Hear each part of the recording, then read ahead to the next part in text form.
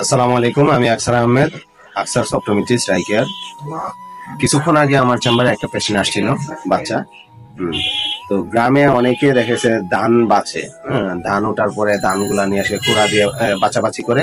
তো এই করার সময় পিচ্চিটা আশেপাশ দিয়ে খেলাধুলা করতেছিল। এই খেলাধুলা করার কারণে এই পিচ্চি চোখের মধ্যে একটা ধানের গুঁড়া গেছিল।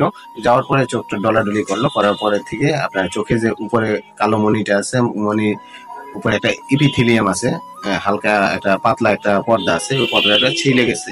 ঠিক আছে,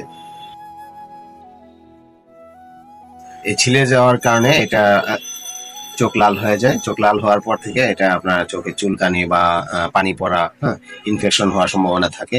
তো তারপরে এটা চেম্বারে নিয়ে আসছিল, আসার পরে এটা আমি একটু ওয়াশ করে ব্যান্ডেজ করে দেওয়া হয়েছিল। তারপর এটা কর্নিয়া ডিপার্টমেন্টে রেফার করা হয়েছে। ঠিক আছে, তো ইমার্জেন্সি ব্যাকআপ দেওয়া হয়। এই ধরনের সমস্যা যদি কারো দেখা দেয়, হ্যাঁ, বা আপনারা যদি দেখেন এই ধরনের চোখে কোনো কিছু পড়লে, হাত দিয়ে ডলাডলি দেওয়া যাবে না। হ্যাঁ, পানি দিয়ে, যদি এটা কোনো ময়লা বা ফরেন বডি থাকে, পানি দিবেন, কিন্তু হাত দিবেন না। হ্যাঁ, হাত দিয়ে ডলাডলি করা যাবে না। আপনার আশেপাশে যদি চোখের ডক্টর বা কোনো অপটোমেট্রিক্সের চেম্বার থাকে, তাহলে ওখানে রেফার করে দিবেন। হ্যাঁ, ওখানে নিয়ে আসবেন, তাহলে ওনারাই যা করার করবে, আপনি নিজেরা হাত দিবেন না। ধন্যবাদ।